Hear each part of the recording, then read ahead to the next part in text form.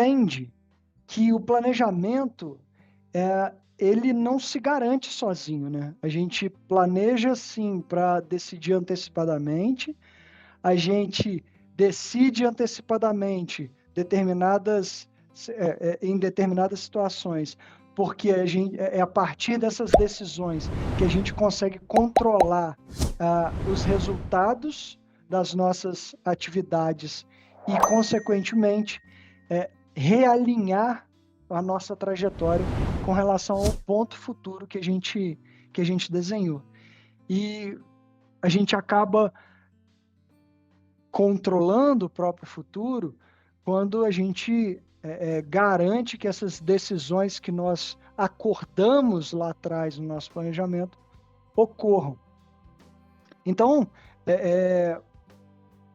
esse desdobramento dos planos e a granularidade que o orçamento ganha do planejamento estratégico, que é onde a empresa está, onde a empresa quer chegar, e esses conceitos mais vagos e subjetivos, traduzir ele para o plano de 5 a 3 anos, que vai dar um norte em termos de resultado, de metas a serem atingidas nesses 3 anos, fazer uma gradação de cada nível a ser atingido, cada check que a gente tem que dar ali de resultado atingido, e depois entregar um nível de detalhe com o qual a operação da nossa empresa consiga não só basear sua expectativa produtiva, mas depois comparar a sua realização produtiva com essa expectativa que foi criada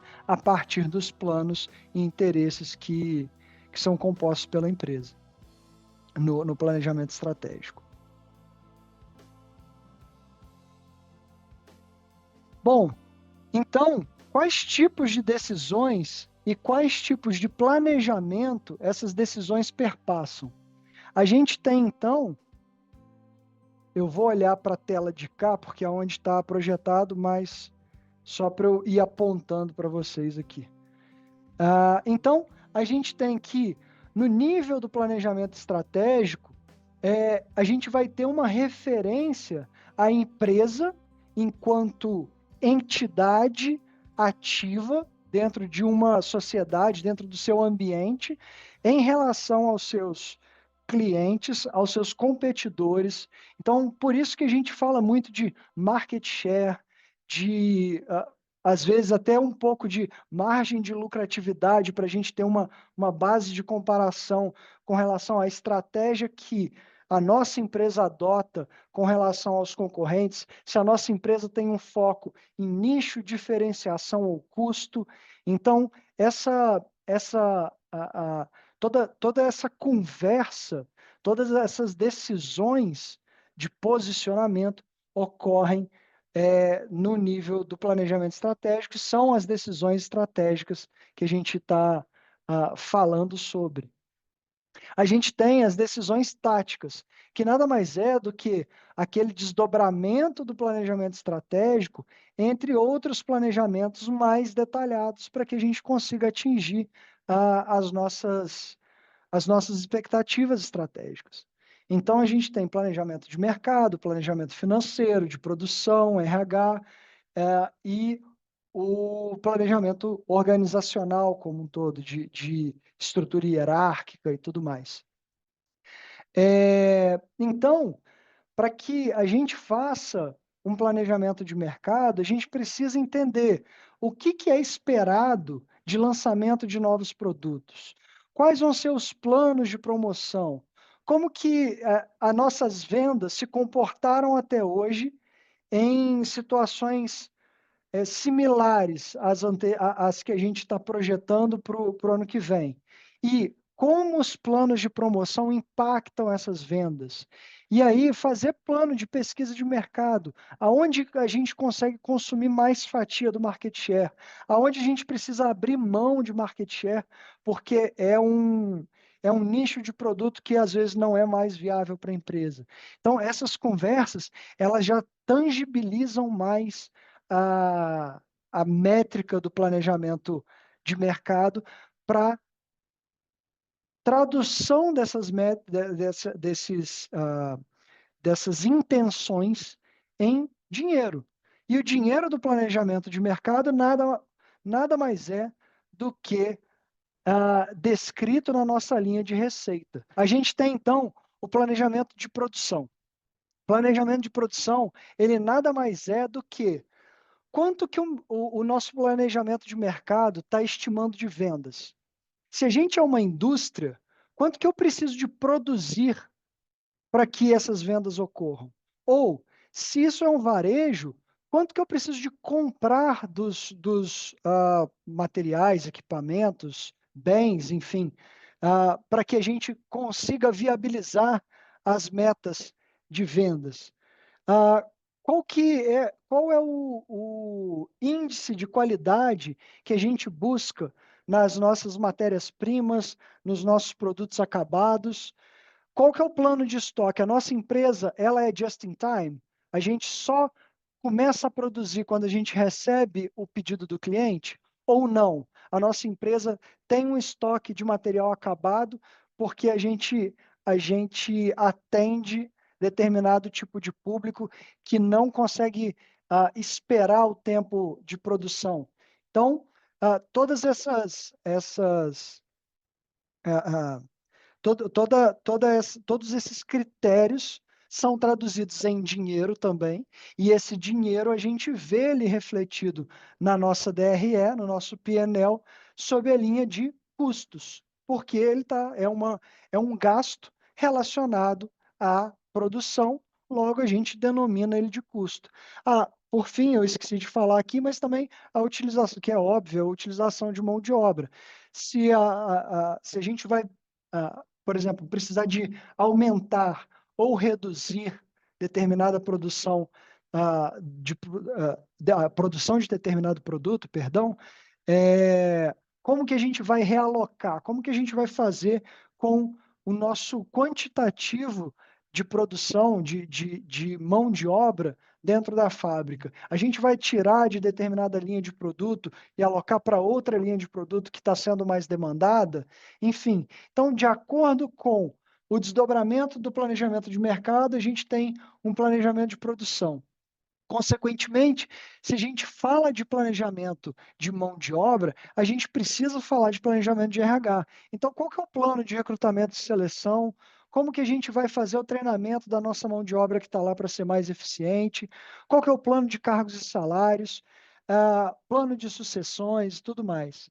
Se a gente fala dessa estrutura de pessoas, a gente precisa considerar também, então, o plano organizacional, que nada mais é do que estrutura de organograma, entender as estruturas as cadeias de comando e controle, quem responde para quem, aonde estão alocados determinados especialistas de determinado assunto, como que essas caixinhas se comportam em termos de função, atividade e entrega. E sobre sobre todos esses planejamentos, sobre todos esses planos, é desenvolvido, então, o planejamento financeiro. Por quê?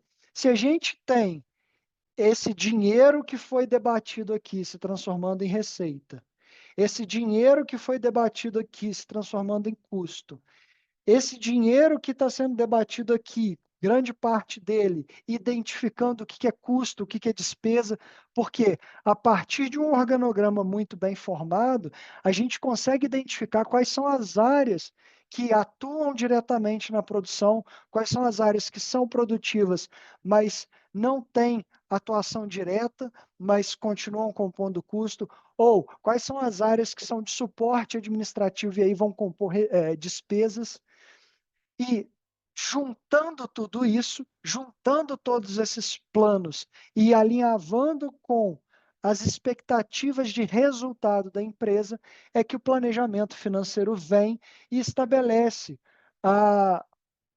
como que vai ficar a nossa demonstração contábil projetada, Como que essa demonstração contábil projetada se desenvolve em um fluxo de caixa projetado, ou seja, quanto de dinheiro, a despeito do resultado, a empresa vai poder contar ao final de cada período, e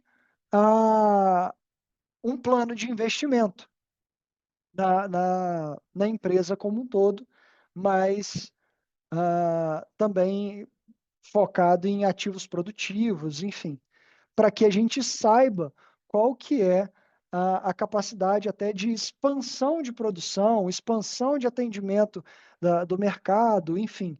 Tudo isso, então, é alinhavado dentro do planejamento financeiro. Ficou claro como que cada um desses planos compõe não, se alimentam das expectativas do planejamento estratégico e são detalhados, se entrelaçando um entre o outro, para que resulte em um plano quantificável, com métricas, para que a operação da empresa tenha um norte, tenha um rumo.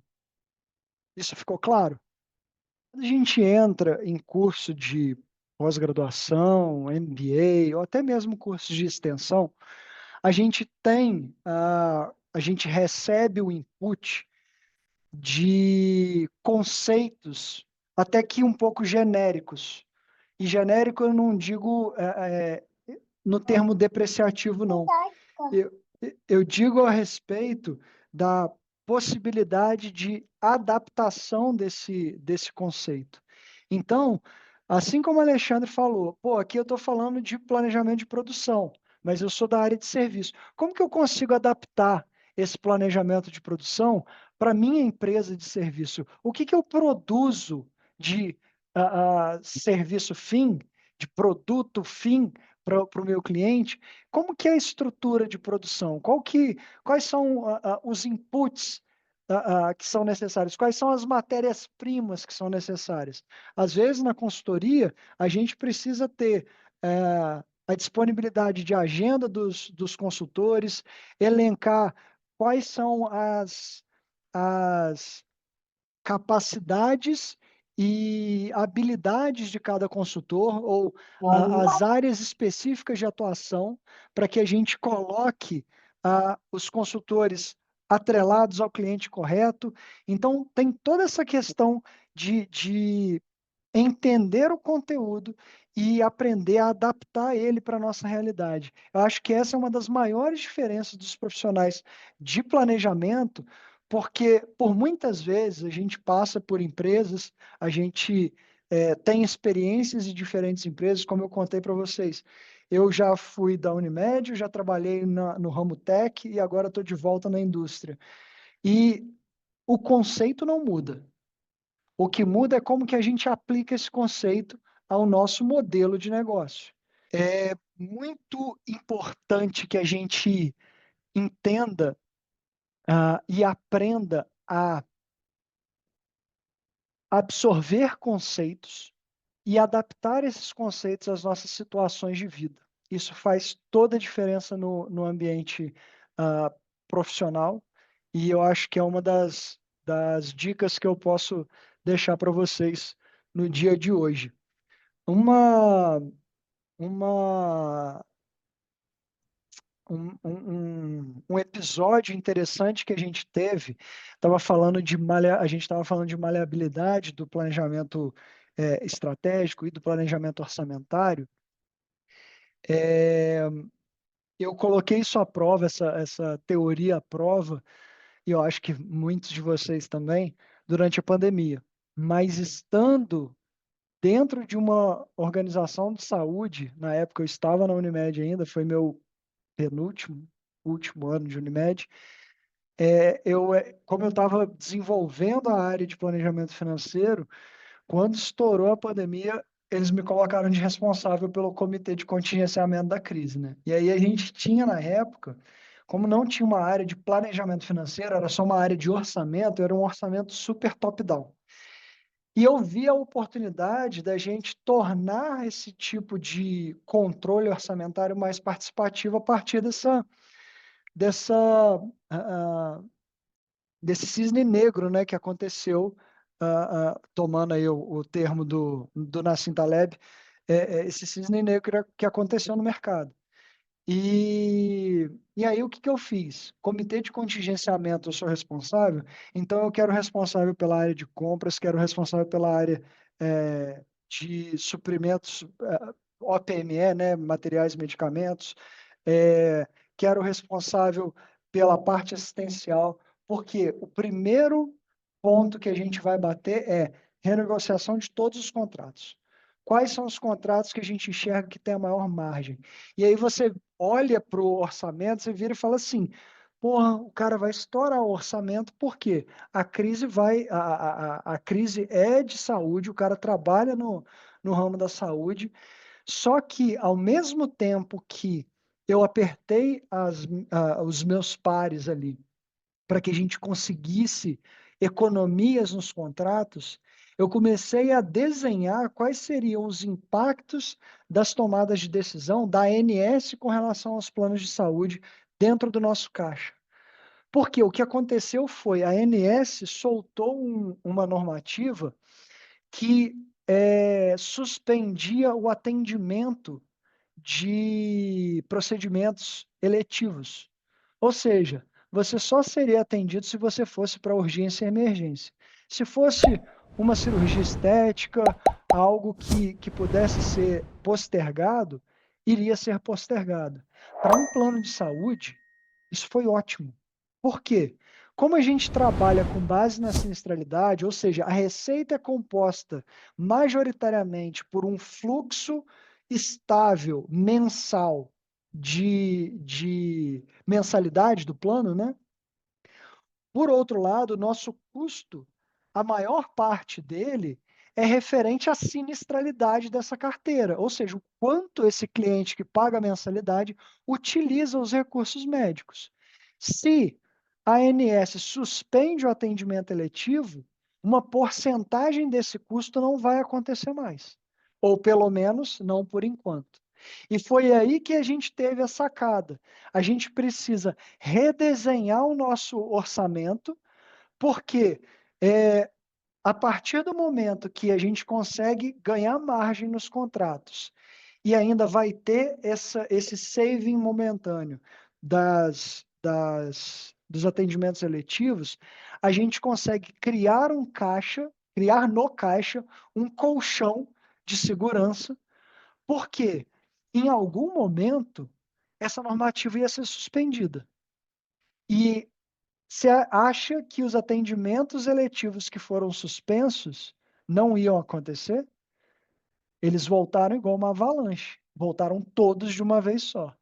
Então, no pós-pandemia, teve muito plano de saúde quebrando ou sendo adquirido por concorrentes, justamente porque não soube fazer um colchão para a sinistralidade que estava por vir. Surfaram na bonança, gastaram o dinheiro que apareceu dentro dessa interferência estatal no negócio, e quando a maré baixou, a gente viu quem estava de cueca ou sem cueca, ou sem sunga, né?